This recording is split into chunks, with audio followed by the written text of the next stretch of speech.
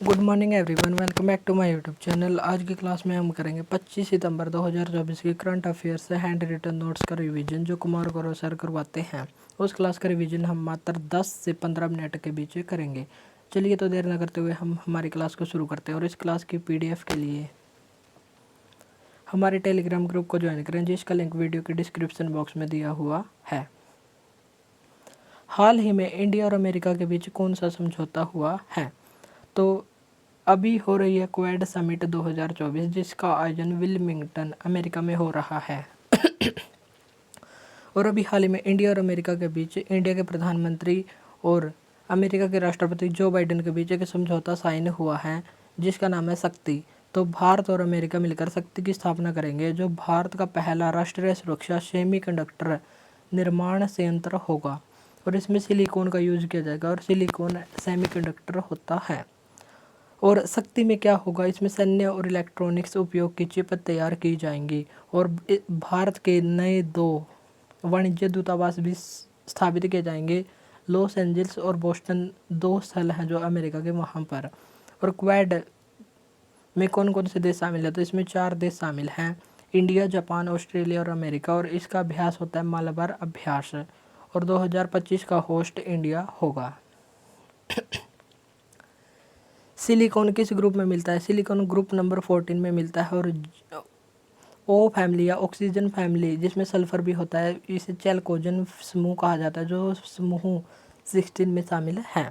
Oleg कोनोनेको और Nikolai चुब किस देश के अंतरिक्ष यात्री हैं? तो ये रूस के अंतरिक्ष यात्री हैं। और अभी हाल ही में इंटरनेशनल स्पेस स्टेशन पर एकल मिशन में सबसे लंबे समय तक रहने वाले अंतरिक्ष यात्री बन गए हैं, जो लगभग 374 दिन तक रह चुके हैं। और अंतरिक्ष में 1000 से ज़्यादा दिन बिताने वाले एकमात्र व्यक्ति कौन है? तो यह ओलेग कोनोनेको, जो रूस के कॉस्मोनेट हैं। बोइंग कंपनी के स्टार लाइनर विमान उड़ाने वाली पहली महिला कौन बनी है? Sunita Williams. ISS international space station, इसकी स्थापना कब की गई थी? तो इसकी स्थापना अमेरिका और रूस के द्वारा की गई थी। आपको बताना है कि इसकी स्थापना कब की गई थी। अंतरिक्ष जाने वाले पहले व्यक्ति कौन थे? तो अंतरिक्ष में जाने वाले पहले व्यक्ति थे 12 अप्रैल 1961 को गए थे यूरी गागरिन। और अंतरिक्ष में जाने वाली पहली महिला कौन थी? वेलेंटिना, जो 1963 में गई थी। शीर्ष 50 मेगा हब एयरपोर्ट में भारत के कितने एयरपोर्ट शामिल हुए हैं? तो इसमें भारत के 2 एयरपोर्ट शामिल हुए हैं। और पहला है दिल्ली एयरपोर्ट, जो इंदिरा गांधी इंटरनेशनल एयरपोर्ट है। इसमें विश्व में इसकी रैंक है 24वीं। और छत्रपति शिवाजी एयरपोर्ट, जो भारत का 2nd है, लेकिन विश्व में 44वीं रैंक आई है। और भारत की 2 मेगा एयरलाइंस कौन सी हैं? इंडिगो एयरलाइंस और टाटा समूह की एयर इंडिया एयरलाइंस। अब हम देख लेते कुछ महत्वपूर्ण एयरपोर्ट। वह महर्षि वाल्मीकि एयरपोर्ट का उद्घाटन अभी हाल ही में हुआ है अयोध्या में। वीर सावरकर एयरपोर्ट कहाँ पर है? श्री विजयपुरम, जिसका पहले नाम था पोर्ट ब्लेयर, तो पोर्ट ब्लेयर का नया नाम हो गया है श्री विजयपुरम। गोपीनाथ बारदोलाई एयरपोर्ट गुवाहाटी में है। शहीद भगत सिंह एयरपोर्ट चंडीगढ़ में है। मनोहर पर्रिकर एयरपोर्ट गोवा के मोगा एयरपोर्ट का नया नाम है। लाल बहादुर शास्त्री एयरपोर्ट बनारस उत्तर प्रदेश में है। चौधरी चरण सिंह एयरपोर्ट लखनऊ उत्तर प्रदेश में है। सुभाष चंद्र बोस एयरपोर्ट कोलकाता में स्थित है। नेक्स्ट है चौथा क्वेश्चन। ऑस्कर 2025 के लिए जो 97वें क्रम का ऑस्कर होने वाला है, जिसका आयोजन लॉस एंजल्स अमेरिका में होता है, इसके लिए भारत की ओर से विदेशी फिल्म कैटेगरी में ऑफिशियल प्रविष्टि किसकी हुई है? तो ये हुई है लापता लेडीज फिल्म की, जिसके प्रोड्यूसर हैं आमिर खान और किरण राव। इस लापता दुल्हन में क्या है? इसमें 2 युवा दुल्हन है जो ट्रेन की यात्रा कर रहे हैं, और इनके दूल्हे आपस में एक्सचेंज हो जाते हैं।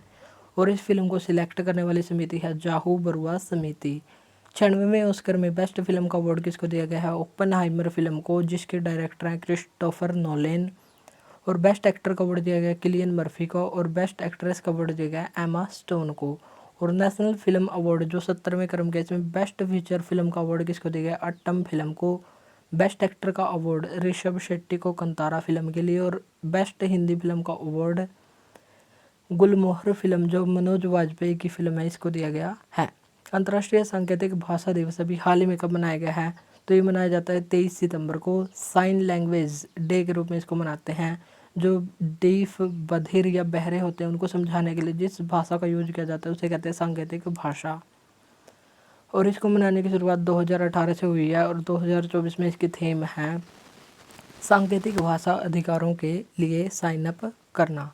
और इसको क्यों 23 सितंबर को ही क्योंकि 23 सितंबर 1951 को वर्ल्ड फेडरेशन ऑफ डेफ की स्थापना हुई थी। 23 सितंबर को और कौन सा दिवस मनाया जाता है? हाइफा दिवस मनाया जाता है। क्यों? क्योंकि इजराइल के हाइफा नामक स्थान पर भारतीय सेना के द्वारा बहादुरी का कार्य किया गया था।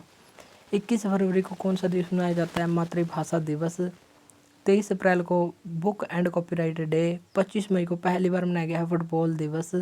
30 मई को आलू दिवस पहली बार मनाया गया है और 25 जून को संविधान हत्या दिवस। ये तीनों दिवस 2024 में पहली बार मनाए गए हैं। और 11 जून को होता है अंतर्राष्ट्रीय खेल दिवस और 11 जुलाई को होता है जनसंख्या दिवस। छठा क्वेश्चन है, गामा इंटरनेशनल फाइटिंग चैंपियनशिप का होस्ट कहाँ पर है? तो जॉर्जिया की राजधानी तिबिलिसी में इसका आयोजन किया गया है और इसका विजेता बना है संग्राम सिंह, जो पहले भारतीय पुरुष पहलवान बने हैं और इन्होंने 93 किलोग्राम भार वर्ग में मात्र 90 सेकंड में पाकिस्तान के अली रजा नासिर को हरा दिया है।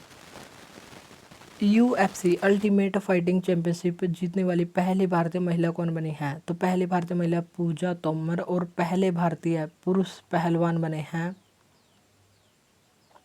संग्राम सिंह।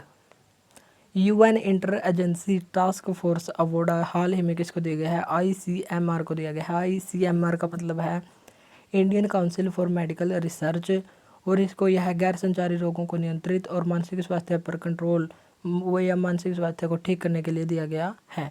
इसकी स्थापना 1911 में IRFA के रूप में की गई थी और इंडियन रिसर्च फंड एसोसिएशन के रूप में स्थापना 1911 में, लेकिन 1949 में इसका नाम ICMR हो गया था और इसका हेडक्वार्टर दिल्ली में स्थित है। DRDO की स्थापना कब की गई थी? 1 जनवरी 1958 को। समीर कामत इसके अध्यक्ष हैं और पहली बार इसके अध्यक्ष बने थे दौलत कोठारी। नेक्स्ट है 8th क्वेश्चन, CM मुख्यमंत्री नगर उन्नयन प्रकल्प परियोजना कहाँ पर शुरू की गई है? तो ये शुरू की गई त्रिपुरा में और त्रिपुरा के मुख्यमंत्री माणिक साहा के द्वारा इसको शुरू किया गया है। 12 शहरों में जल आपूर्ति करने के लिए 3 वर्ष के लिए इसको शुरू किया गया है और इसका फंड 530 करोड़ रुपए एशियन डेवलपमेंट बैंक देगा और एशियन डेवलपमेंट बैंक का मुख्यालय मनीला फिलीपींस में स्थित है और यहाँ पर अंतर्राष्ट्रीय चावल अनुसंधान केंद्र भी स्थित है। त्रिपुरा और बांग्लादेश के बीच कौन सी रेखा है? जीरो लाइन या शून्य रेखा स्थित है। कोकबरोक भाषा कहाँ की है? त्रिपुरा की है और यहीं पर खारची पूजा, केर पूजा, गरिया पूजा और होजागिरी फेस्टिवल मनाया जाता है। तो आपको बताना है कि कोजागिरी फेस्टिवल कहाँ पर मनाया जाता है। सिद्धेश्वरी मंदिर का शुरुआत त्रिपुरा में किसके द्वारा की गई थी? योगी आदित्यनाथ के द्वारा की गई थी। मिस यूनिवर्स इंडिया 2024 का फाइनल कहाँ पर हुआ है? तो ये जयपुर में हुआ है और यहाँ का खिताब रिया सिंघा जो गुजरात के उनके द्वारा जीत लिया गया है और अब ये भारत का प्रतिनिधित्व मिस यूनिवर्स 2024 जिसका आयोजन मैक्सिको में होने वाला है वहाँ पर करेंगी। और पहली भारतीय मिस यूनिवर्स कौन बनी है? तो ये बनी सुष्मिता सेन 1994 में। और पहली भारतीय मिस वर्ल्ड कौन बनी है? रीता फारिया बनी हैं। और लेटेस्ट भारतीय मिस यूनिवर्स कौन है? तो ये हरनाज संधू जो चंडीगढ़ की रहने वाली हैं। और मिस वर्ल्ड 2024 कौन बनी है? तो ये बनी क्रिस्टीना प्लिस्कोवा जो चेक रिपब्लिक की रहने वाली हैं।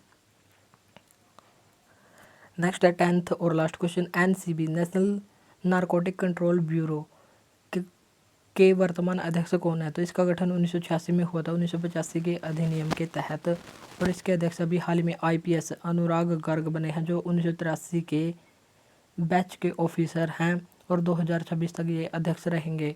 और NCB का मतलब होता है, NCB का मुख्य कार्य मादक या नशीले पदार्थों की तस्करी और इसके इस्तेमाल पर रोक लगाना होता है। तो ये थी हमारी क्लास जिसमें हमने महत्वपूर्ण क्वेश्चन देखे। अगर क्लास अच्छी लगी तो इसको लाइक और शेयर जरूर करें। आज के लिए इतना ही, मिलते हैं नेक्स्ट वीडियो में और इस क्लास की फ्री PDF के लिए टेलीग्राम ग्रुप ज्वाइन करें। Thank you.